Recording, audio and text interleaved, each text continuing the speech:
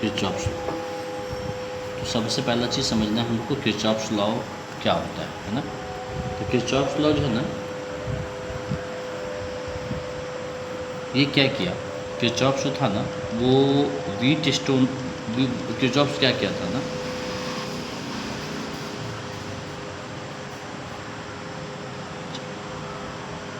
Kirchhoff's क्या किया ना, तो किसी भी सर्किट को सॉल्व करने के लिए है ना, और किसी भी सर्किट में करेंट और वोल्टेज के मान को पता लगाने के लिए उन्होंने अपने द्वारा कुछ स्टेटमेंट दिया, नियम दिए, लॉ दिए। वही लॉ आपका क्या कहलाया, किरचॉफ्स लॉ कहलाया। यानी कहने का मतलब क्या हो गया, जिस सर्किट को ओम्स का लॉ है ना, जिस सर्किट को ओम्स का लॉ सॉल्व नहीं कर पाता है, उस सर्किट को सॉल्व करने के लिए क्लिस्ट किरचॉफ्स ने अपने द्वारा एक स्टेटमेंट दिया, लॉ दिया, और जो हमारा किरचॉफ्स लॉ कहलाया। और यह होते कितने हैं, यह दो प्रकार के होते हैं। किरचॉफ्स लॉ दो प्रकार के होते हैं, एक होता है KCL, क्या होता है KCL, दूसरा होता है KVL। किरचॉफ्स का करंट लॉ और किरचॉफ्स का वोल्टेज लॉ है ना, किरचॉफ्स का करंट लॉ और किरचॉफ्स का वोल्टेज लॉ होता है। अब सबसे पहला चीज़ हम लोग क्या पढ़ेंगे, KCL के बारे में पढ़ेंगे। KCL क्या होता है, तो किरचॉफ्स करंट लॉ होता है, इसको हम लोग करंट लॉ बोलते हैं, इसको हम लोग करंट लॉ बोल देते हैं। करंट लॉ बोल दीजिए, इसको हम लोग पॉइंट लॉ भी बोल सकते हैं, इसको पॉइंट लॉ बोल सकते हैं, इसको नोड लॉ भी बोल सकते हैं, है ना, इसको नोड लॉ भी बोल सकते हैं, है ना। अब देखिए किरचॉफ्स का करंट लॉ क्या करता है, इसका स्टेटमेंट क्या करता है, किसी भी, है ना, तो किसी भी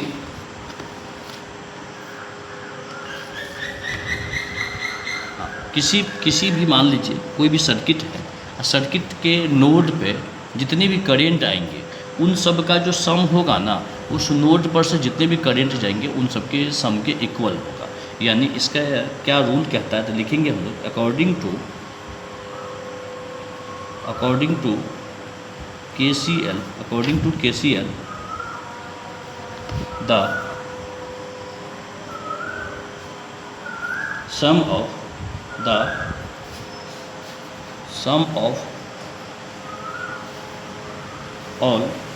sum of all currents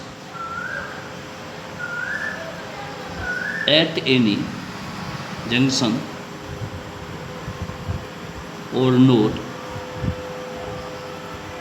is 0, है ना। किसी भी जंक्शन पर जितने भी करंट होंगे उन सब का जो सम होगा वो क्या होगा, 0 होगा। इसको हम लोग अदर वर्ड दूसरे भाषा में भी बोल सकते हैं, है ना, the sum of all incoming current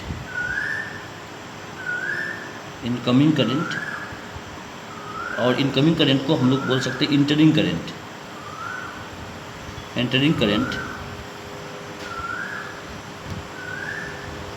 at any junction is equal to the sum of all outgoing current।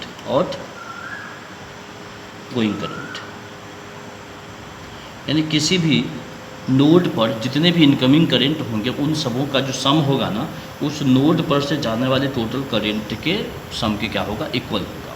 अब यहाँ पे देखिए इसका मतलब हो गया दैट इज इनकमिंग करंट का जो सम होगा वो आउटगोइंग करंट के सम के क्या होगा, इक्वल होगा। तो इनकमिंग करंट का जो सम होगा वो आउटगोइंग करंट के सम के क्या होगा, इक्वल होगा। ठीक है। अब मान लीजिए हम लोग कंसिडर करते हैं इसको मैथमेटिकली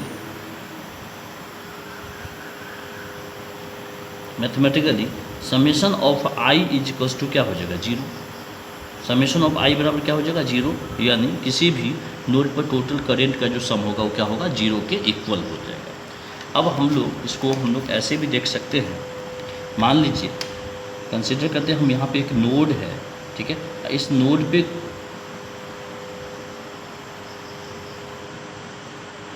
कुछ करंट जा रही है, कुछ करंट नोड पर आ रही है, ठीक है, ये नोड है, इसको हम लोग नोड बोलते हैं, ठीक है। अब देखिए सपोज करिए ये आपका I1 करंट है, ये आपका I2 करंट, ये आपका I3 करंट, ये आपका मान लीजिए I4 करंट, ये आपका I5 करंट और ये I6 करंट है, ठीक है। तो ये नोड पर से ही तो टोटल करंट आ रही है और जा रही है ना। तो अब सबसे पहला चीज़ क्या करना है, सम ऑफ इनकमिंग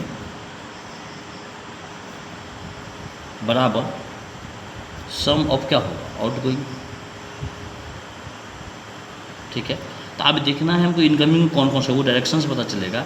जैसे देखिए यहाँ पे I2 इनकमिंग करंट हो रहा है, इधर I5 क्या है, इनकमिंग करंट हो रहा है। यानी लिख सकते हैं I2 plus I5 equals to, हो सकता है क्या हो सकता है, आउटगोइंग में देखिए तो I1 आउटगोइंग करंट है प्लस I3 आउटगोइंग करंट है प्लस I4 आउटगोइंग करंट है प्लस I6 क्या है, आउटगोइंग करंट है। अब हम लोग क्या कर सकते हैं इसको, एक तो हमारा ये रूल हमारा हुआ, दूसरा हम लोग इसको दूसरे वर्ड में लिख सकते हैं I2 प्लस I5 हाई ही, इसको इधर लाएंगे तो माइनस का I1 माइनस का I3 माइनस का I4 माइनस का I6 बराबर क्या हो जाएगा, 0 हो जाएगा। ठीक है, तो I2 plus I5 minus I1 minus I3 minus I4 minus I6 बराबर क्या हो जाएगा, 0। इस प्रकार से भी हम लोग क्या कर सकते हैं, करंट के KCL को हम लोग पहचान सकते हैं। यहाँ पे एक चीज़ हमको बहुत इम्पोर्टेंट रूप से याद रखना होगा,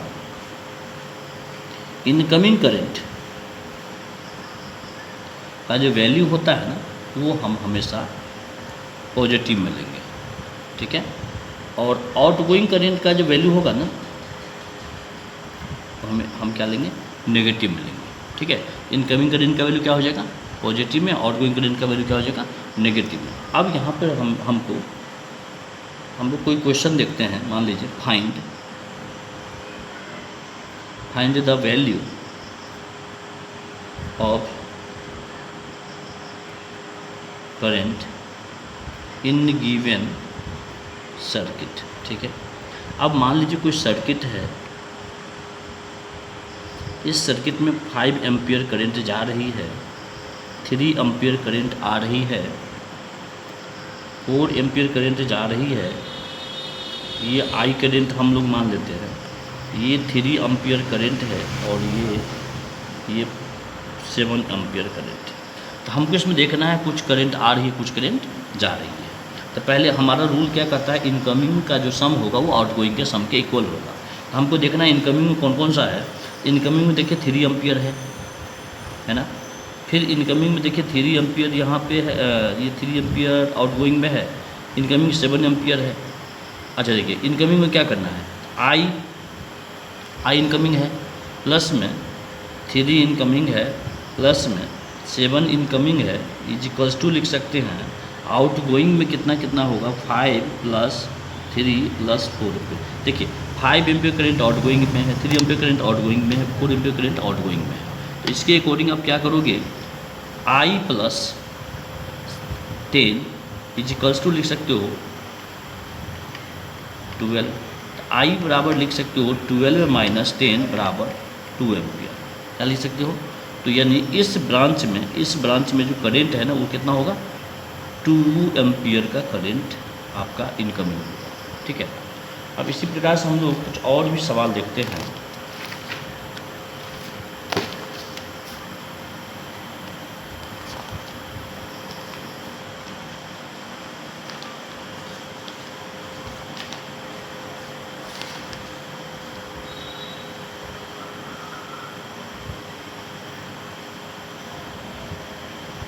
अब देखिए मान लीजिए सेकंड क्वेश्चन मेरा है, ये हमारा नोड है, इस नोड पे कुछ करंट आ रही है, कुछ करंट नोड पर से जा रही है।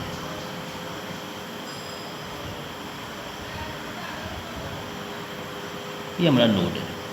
सपोज करिए ये आपका 3 एम्पियर है, ये 2 एम्पियर है, ये 7 एम्पियर है, ये I करंट है, ये 5 एम्पियर है और ये 6 एम्पियर। यहाँ पे क्या करना है, सम ऑफ इनकमिंग बराबर सम ऑफ आउटगोइंग। तो हमें देखना है इनकमिंग करंट कौन सा है। पहला चीज़ तो यहाँ पे हमको नोड, हाँ किसी भी नोड पे टोटल करंट का वैल्यू कितना होगा, तो 0 होगा। क्यों होगा, जितनी करंट आ रही नोड पर उतने करंट नोड पर से जा रही, तो नोड पर बचा कितना करंट, 0 बचा है ना। तो इसके अकॉर्डिंग आप क्या करोगे, इनकमिंग करंट भी हम देखते हैं। पहले प्लस में 5 है, फिर प्लस में 6 है, फिर प्लस में 2 एम्पियर है इजिकल्स टू है, आउटगोइंग में हम लोग देखते हैं आउटगोइंग में कितना है 3 एम्पियर है, फिर हमारा 7 एम्पियर है, फिर आई है, ठीक है। तो 13 एम्पियर इजिकल्स टू 10 प्लस में आई हो जाएगा, तो आई बराबर हो जाएगा 13 माइनस का 10 बराबर 3 एम्पियर, यानी इस ब्रांच में करंट का वैल्यू कितना आ जाएगा 3 एम्पियर। ये हमारा था केसीएल, ये हमारा क्या था केसीएल। अब देखिए हम लोग केवीएल की बात करते हैं। केवीएल को हम लोग क्या बोलते हैं, दूसरा मेरा स्टेटमेंट है केवीएल। केवीएल को हम लोग वोल्टेज लॉ बोलते हैं, वोल्टेज लॉ। वोल्टेज लॉ को हम लोग लूप लॉ पे भी बोल सकते हैं, लूप लॉ। लूप लॉ को हम लोग सर्किट लॉ भी बोल सकते हैं, है ना। सारे केवीएल वोल्टेज लॉ ही है। तो वोल्टेज लॉ क्या कहता है, अकॉर्डिंग टू वोल्टेज लॉ क्या होता है ना। तो वोल्टेज लॉ मान लीजिए कोई भी क्लोज सर्किट है, कोई भी क्लोज सर्किट, पहला चीज़ तो वोल्टेज लॉ क्या होगा, कोई भी क्लोज सर्किट लिखेंगे according to voltage law, according to voltage law, around any closed loop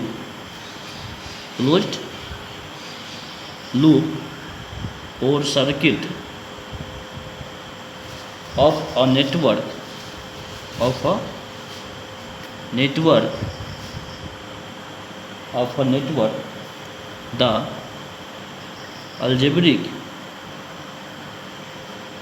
the algebraic sum of the EMF electromotive force of the EMF in any loop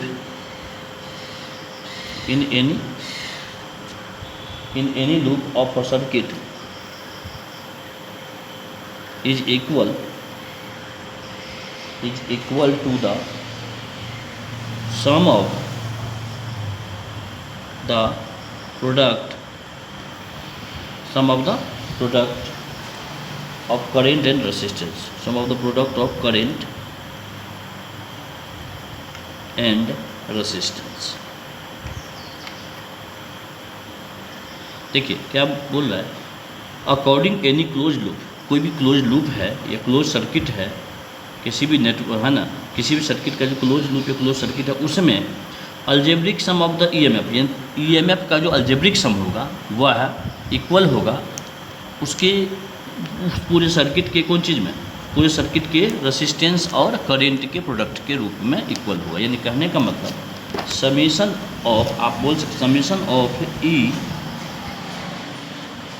बराबर summation of भी बराबर summation of क्या हो जाएगा I R, है ना। तो summation of ई बराबर समेशन ऑफ भी बराबर समेशन ऑफ क्या हो जाएगा I R. I into car हो गया, प्रोडक्ट हो गया, और ये इक्वल किसके हो जाएगा, सर्किट के वोल्टेज के या सर्किट के ईएमएफ के इक्वल हो जाएगा। अब यहाँ पे देखिए इसके लिए हम लोग कुछ रूल फाइंडिंग करेंगे। सबसे पहला चीज़ क्या करेंगे हम लोग, पहला चीज़ हम लोग क्या करेंगे, हम लोग डायरेक्शन को इंडिकेट करेंगे ना। तो डायरेक्शन मान लीजिए, सपोज कीजिए ये हमारा सेल का ईएमएफ सेल है, ठीक है, ये हमारा पॉजिटिव टर्मिनल, ये हमारा क्या है नेगेटिव टर्मिनल। यदि मेरा डायरेक्शन इधर ही होगा तो यानी याद रखिएगा यहाँ पे प्लस में ई लेंगे, यानी माइनस से कहाँ प्लस में जाना होगा। एक दूसरा सर्किट हम बनाते हैं और यदि इसमें डायरेक्शन इधर से इधर होगा, यानी प्लस से क्या होगा माइनस में होगा, तो यहाँ पे भी बराबर हो जाएगा माइनस का ईएमएफ हो जाएगा, है ना। यानी वोल्टेज होगा ना वो नेगेटिव ईएमएफ के इक्वल होगा, यहाँ पे वोल्टेज होगा ना वो पॉजिटिव ईएमएफ के इक्वल होगा। कब होगा, जब हम नेगेटिव टू पॉजिटिव, यानी नेगेटिव से कहाँ जा रहे हैं पॉजिटिव में। यहाँ पे देखिए पॉजिटिव से कहाँ आ रहा है नेगेटिव में, दो कंडीशन बन गया, है ना। तीसरा कंडीशन देखिए सबसे इम्पोर्टेंट है, हम लोग क्या करते हैं दूसरा, है ना, ये पहला हो गया, दूसरा कंडीशन हो गया, तीसरा कंडीशन क्या होगा, हम लोग या तो क्लॉकवाइज या तो एंटी क्लॉकवाइज में यूज कर सकते हैं डायरेक्शन को। किस में, तो we can take any direction, any direction, और क्लॉकवाइज या एंटी क्लॉकवाइज। एंटी क्लॉकवाइज हम किसी भी डायरेक्शन को हम लोग यूज कर सकते हैं कोई भी सर्किट को सॉल्व करने के। अब मान लीजिए कोई सवाल हमारा है, तो मान लीजिए हमारा कोई सवाल है न्यूमेरिकल हमारा, देखिए कैसे हो सकता है। मान लीजिए कोई क्वेश्चन है हमारा, क्वेश्चन कहता है using Kirchhoff's law in the electrical network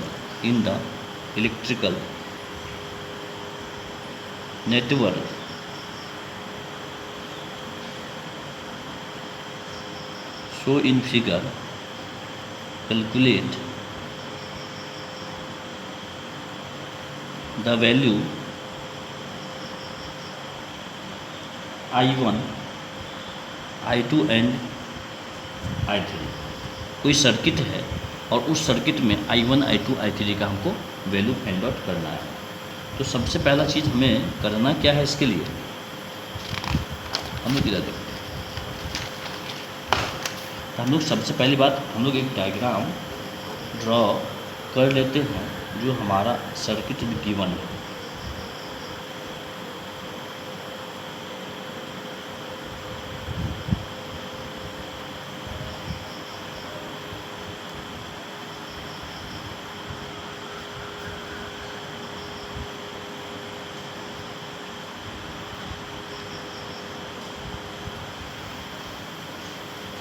A, B, C, D, E और F हम लोग ने कोई सर्किट बना लिया। यहाँ पे मान लीजिए 5 ओम का रेसिस्टेंस लगा हुआ है, यहाँ पे 12 वोल्ट लगा हुआ है, यहाँ पर 2 ओम का रेसिस्टेंस लगा हुआ है, यहाँ पर 3 ओम का रेसिस्टेंस लगा हुआ है, यहाँ 6 वोल्ट का EMF लगा हुआ है। अब हमारा डायरेक्शन जो करंट का है, इस ब्रांच में I2 है, देन इस ब्रांच में I3 है और इस ब्रांच में I1। ठीक है, हमें क्या रहा है, find I1 I2 and I3 ना। I1 का वैल्यू चाहिए, I2 का वैल्यू चाहिए और I3 का वैल्यू चाहिए, सब का वैल्यू चाहिए।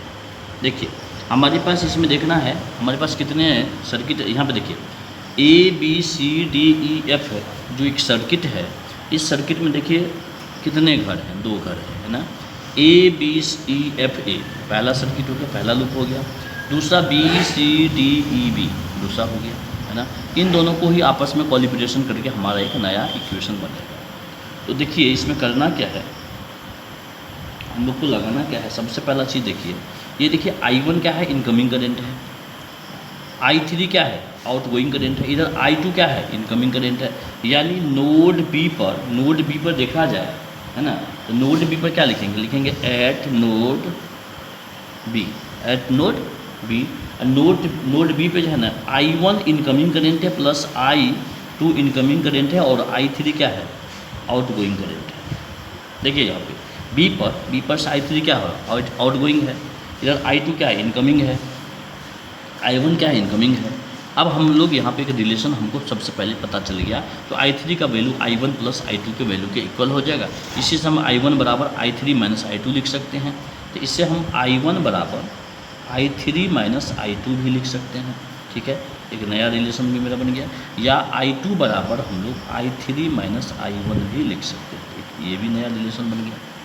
ठीक है, अब देखिए करना क्या है, तो हमें करना क्या है, हम लोग के पास 2 ब्रांच है ABEFA सर्किट 2 है, लिखेंगे इन लूप ABEFA। ठीक है, तो A से B पर गए तो रास्ते में हमें कुछ नहीं मिला, लेकिन B से जब मैं E पे जा रहा था तो करंट का डायरेक्शन उसी दिशा में था जिधर मैं जा रहा था। B से E, देखिए A से B पर मुझे कुछ नहीं मिला, लेकिन B से E पर जब जा रहा था तो रास्ते में करंट I3 मिला और 2 ओम का रेसिस्टेंस मिला। तो आप अकॉर्डिंग टू ओम्स लॉ क्या लिख सकते हो, 2I3। तो B से हम लोग E पर पहुंच गए। E से जब F पर आ रहे थे हमें कुछ नहीं मिला। अब हम F से जब A पर आ रहे हैं तो पहले हमको रास्ते में क्या मिला, EMF बैटरी मिला, वोल्टेज मिला। और देखिए वो नेगेटिव टू पॉजिटिव हो रहा है। नेगेटिव टू पॉजिटिव में हमने अभी लिखाया था, नेगेटिव टू पॉजिटिव होगा तो क्या लेना है, पॉजिटिव लेना है। इसका मतलब प्लस में 12 वोल्ट ले लेना है ना, कितना लेना है, 12 वोल्ट। अब हमको क्या करना है, प्लस में 12 वोल्ट और उसके बाद यहाँ पे देखिए प्लस में क्या लिखना है 5i1 और बराबर क्या लिखोगे, यहाँ पर 0 हो जाएगा। तो इसके अकॉर्डिंग 5i1 प्लस 2i3 बराबर माइनस का 12, इसको इक्वेशन नंबर फर्स्ट पुट कर लेंगे। इन लूप देखिए BCDEB, BCDEB इस लूप की बात करेंगे तो B से C में हमें भी कुछ नहीं मिला। C से जब D पर मैं गया तो देखिए करंट आ रहा है, हमें जाना है, करंट आ रहा है, इसका मतलब हो जाएगा -3i2 हो जाएगा। फिर हमें पहले क्या मिला प्लस, फिर बाद में क्या मिला माइनस, तो प्लस से माइनस में जा रहा हूँ तो नेगेटिव हो जाएगा, तो माइनस का 6 हो जाएगा यहाँ पर। फिर डी से में कुछ नहीं मिला, फिर डी से हमें बी पर आना है, तो डी से बी पर आना है लेकिन करंट जा रहा है, तो यानी -2i3 बराबर क्या लिखोगे 0। इसके हिसाब से देखो क्या करोगे, यहाँ पर आपका क्या हो सकता है, तो यहाँ पर आपका हो सकता है क्या -3i2 -2i3 बराबर कितना लिखोगे 6, ठीक है। अब यहाँ पे माइनस को कॉमन ले लेंगे तो 3i2 प्लस में 2i3 बराबर माइनस में 6 हो जाएगा। अब देखिए यहाँ पे 5i1 प्लस i3 यहाँ पे i1 i3 है, यहाँ पे i2 i3 है। हमारा इक्वेशन देखिए दोनों दो तरह का हो गया, हमें एक तरह का इक्वेशन बनाना है। इसके लिए हमको कुछ सोचना पड़ेगा, हमें i1 i3 रखना है, i1 i3 हमें रखना है। i1 i3 जब रखना है, यहाँ पे i2 i3 है ये है, तो i2 का मान हम i2 का वैल्यू जब हम रखेंगे तो i3 i1 हो जाएगा। देखिए यहाँ पे i2 का वैल्यू क्या हो जाएगा i3 माइनस i1, हम यहाँ पर वैल्यू रख देते हैं 3। i2 का वैल्यू कितना है i3 माइनस क्या है i1 प्लस में 2i3 बराबर कितना है माइनस का 6, ठीक है। तो 3i3 minus 3i1 plus 2i3 बराबर कितना माइनस का 6 हो जाएगा। अब देखिए तो अब 3 3 कितना 3 2 5 हो जाएगा, माइनस का 3i1 प्लस 5i3 बराबर माइनस का 6। माइनस कॉमन ले लीजिए, माइनस कॉमन लीजिएगा तो ये नेगेटिव में आ जाएगा, ये पॉजिटिव में आ जाएगा। 3i1 प्लस 5i3 आ जाएगा 3i1 plus 5i3, 3i1 plus minus आएगा माइनस 5i3 माइनस 5i3 बराबर प्लस में 6 आ जाएगा। इसको इक्वेशन में कितना मानेंगे 2 पुट कर लेंगे।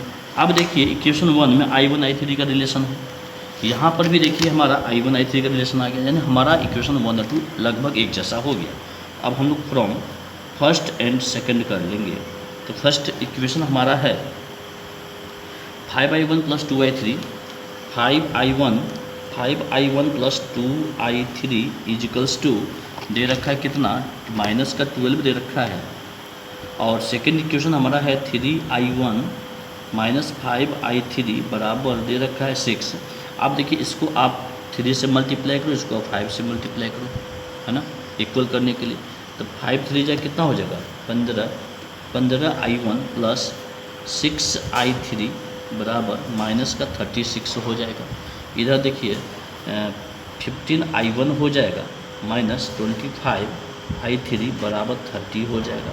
अब हमें क्या करना है, देखिए ये माइनस हो गया तो कैंसिलेशन हो गया, ये प्लस हो जाएगा, ये माइनस हो जाएगा, ठीक है। इधर देखिए प्लस तो 31 हो जाएगा, 31i3 बराबर हो जाएगा 36 हो जाएगा, है ना। i3 बराबर माइनस 36/31। इस प्रकार से हमें i3 का वैल्यू निकल गया। i3 का वैल्यू हम लोग इक्वेशन 1 में रखेंगे तो i1 का वैल्यू निकल जाएगा, और i1 और i3 का वैल्यू हम उस इक्वेशन में रखेंगे तो हमारा i2 का भी वैल्यू निकल जाएगा। इस प्रकार से हमारा ये सर्किट सॉल्व हो जाता है, ठीक है।